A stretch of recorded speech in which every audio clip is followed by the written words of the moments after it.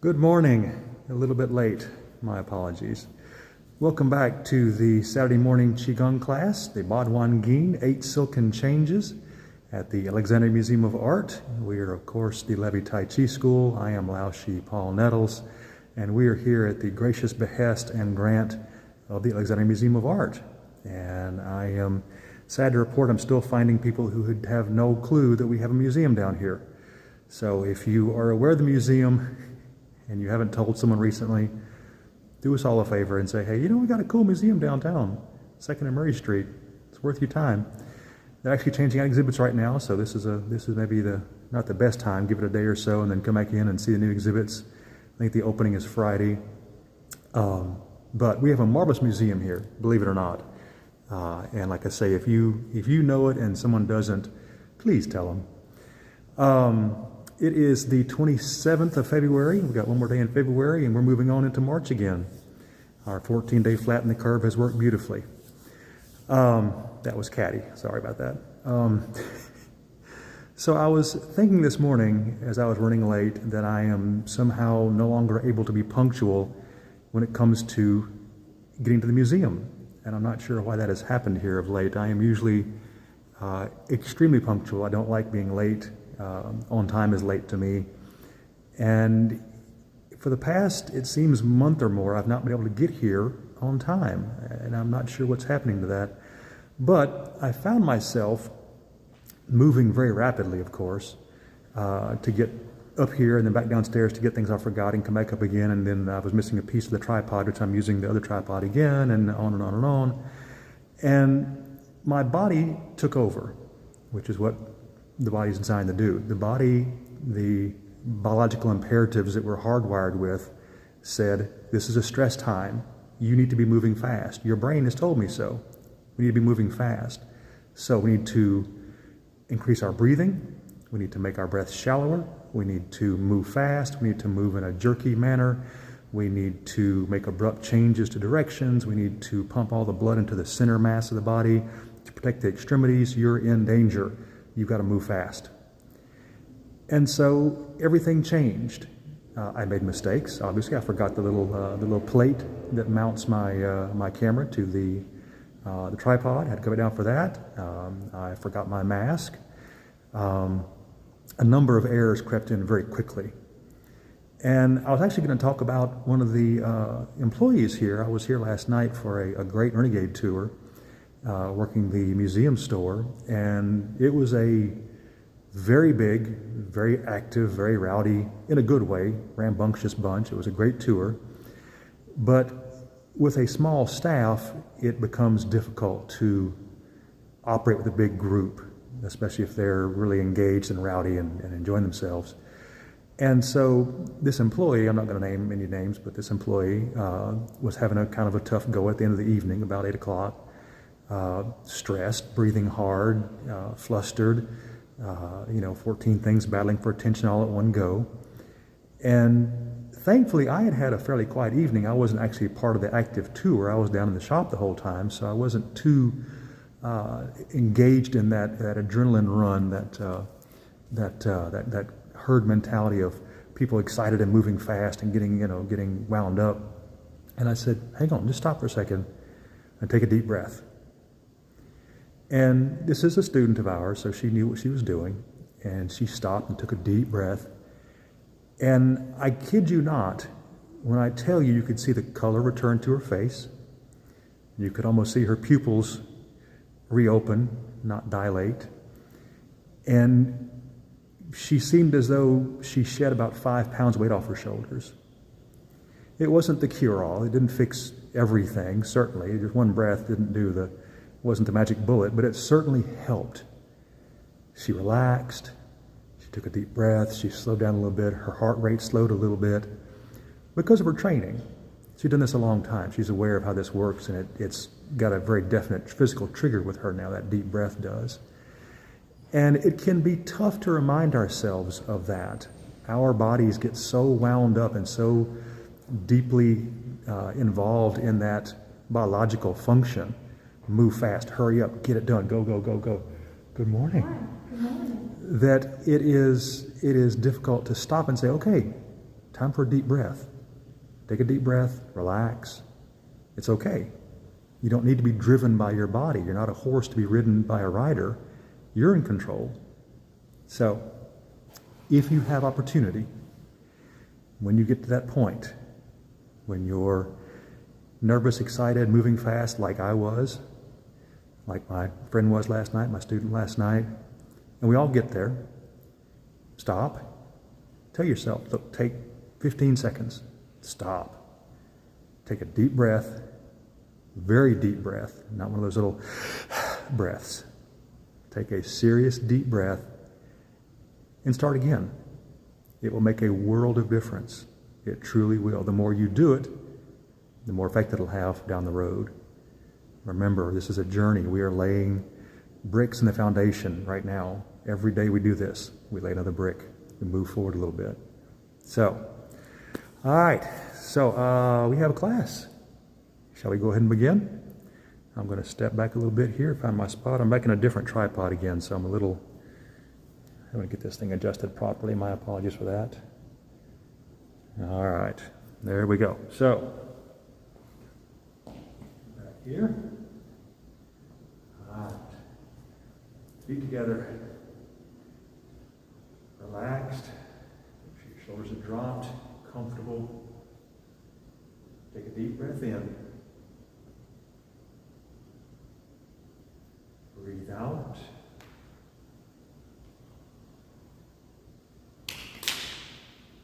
In.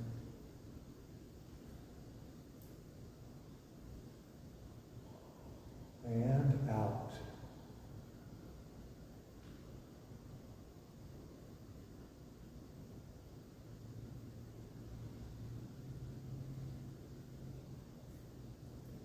That's also why I say that first sow is always the best. That's the one that everything falls off. When you first relax, when you know you're back in the system, you know what you've got coming, your body knows it, that first sow tells you, time to relax. Lifting the heavens.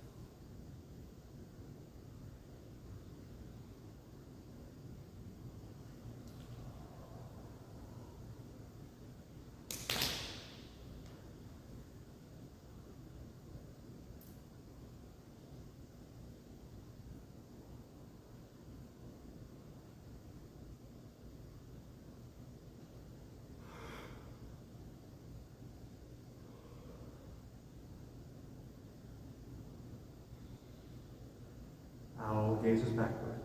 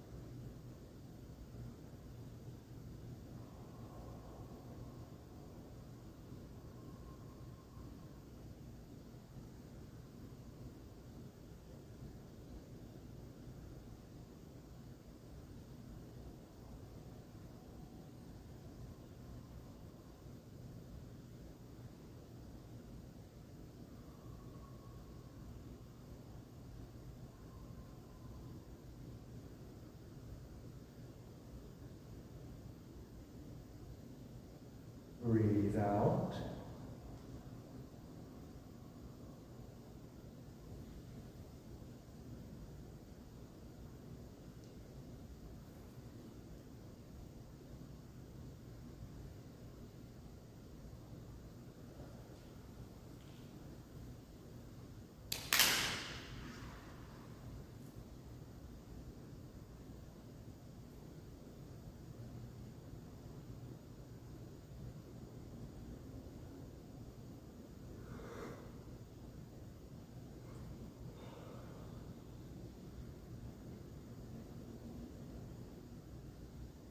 Draw a bow.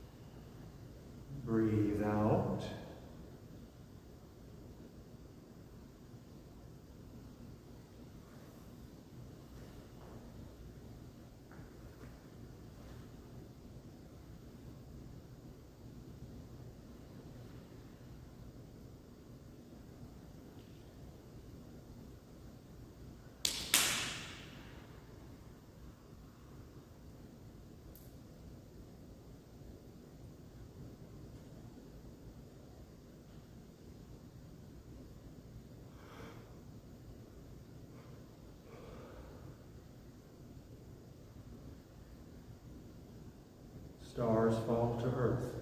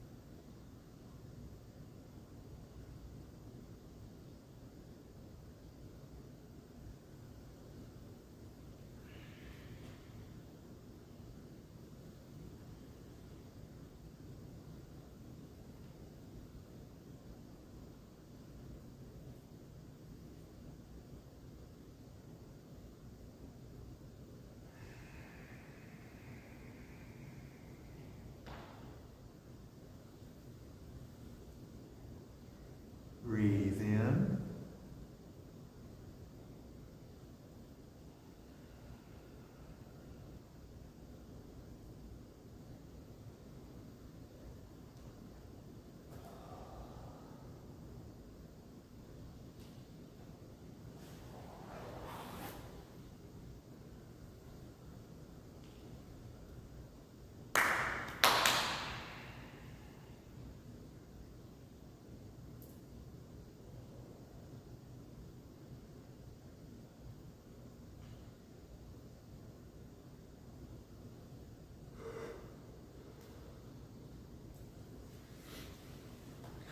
It does get warm fast, doesn't it? Lion wags tail.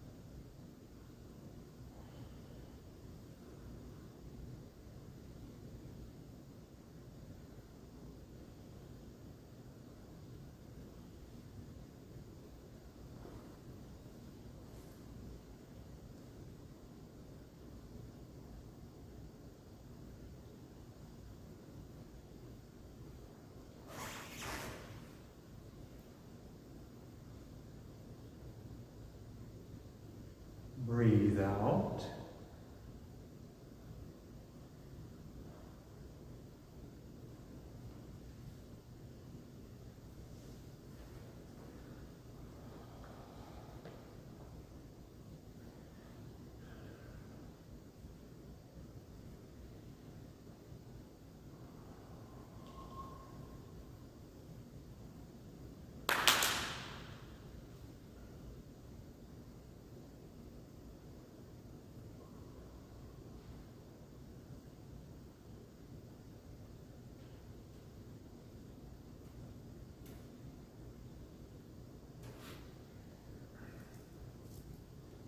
Mary, heavens and earth.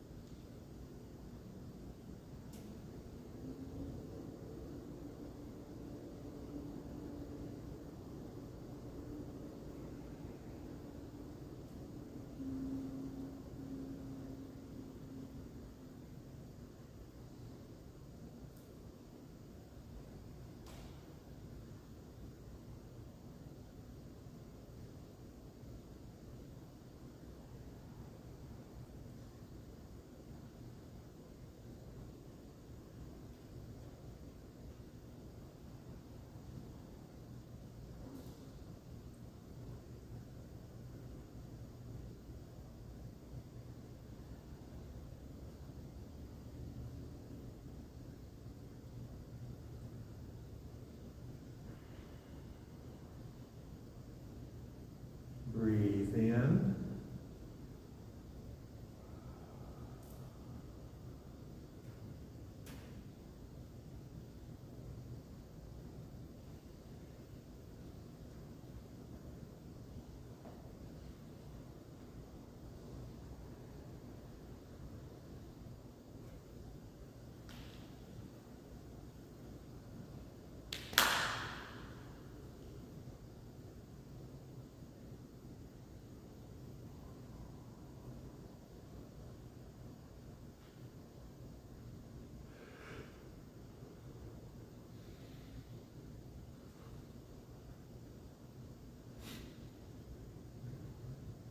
Quan Ti sits on his throne.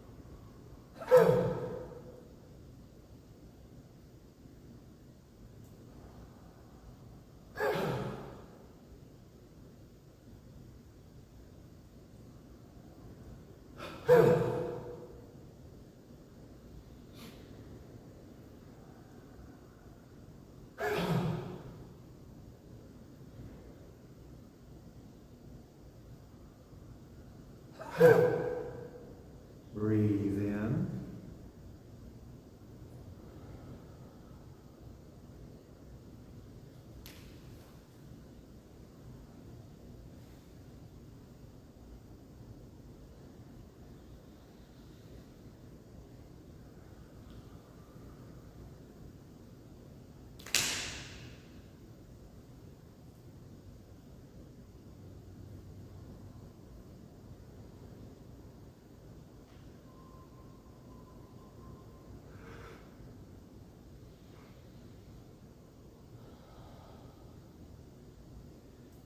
And lastly, stamp the earth.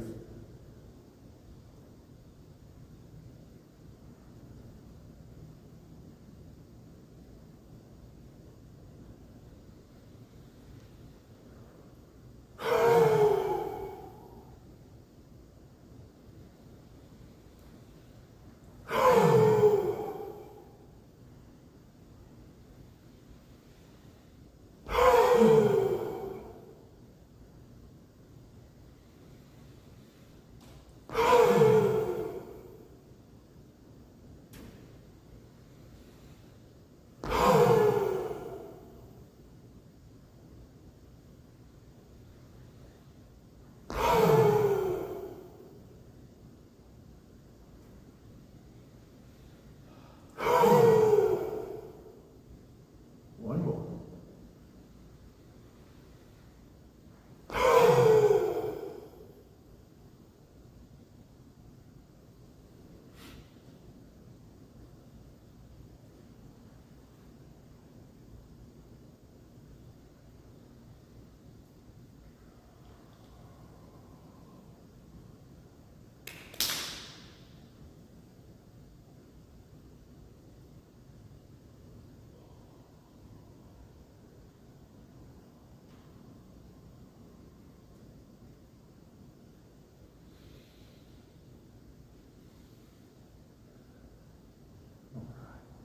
Well done, you guys.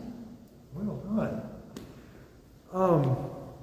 Earlier, we used the analogy of a horse and rider, and the my button's come undone.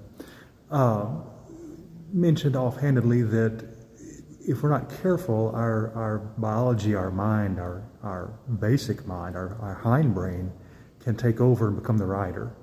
And then we are, of course, the horse, and we're driven to whatever our hindbrain says we should do because of ancient programming. And that analogy works very well for us here. If you notice today, I went just a tiny bit slower than usual. Part of that was because of my morning headlong rush and because I knew I was already wound up from that rush.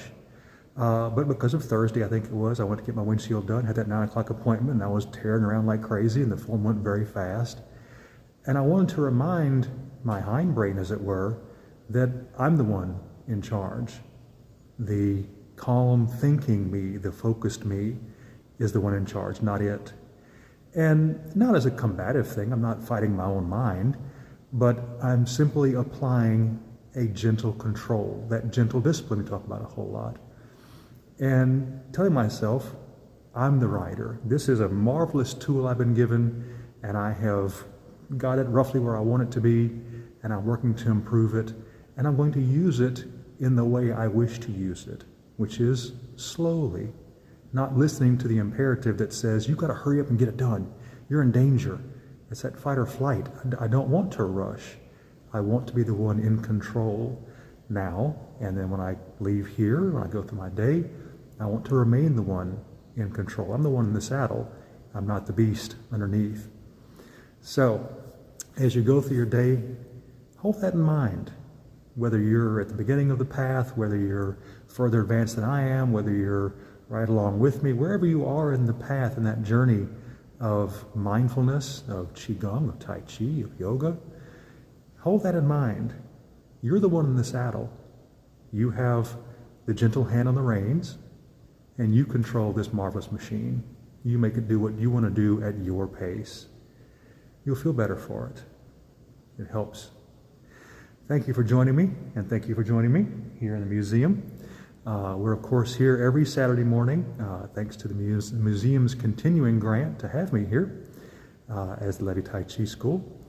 It is an honor and a privilege to be in this beautiful space, and I'm looking forward to the new show opening up here very shortly. If you are comfortable with the facility and being here in a controlled group, masked and distanced, be sure and go online to themuseum.org, and they are taking sign-ups to help limit the number of people here, of course, because of COVID, for the Thursday concert series, this Thursday evening at 6. And then this Friday will be the new opening. And I actually don't know the name of the opening, or I would tell you, but there's a new opening Friday evening, also at 6, I think it's 6 to 8.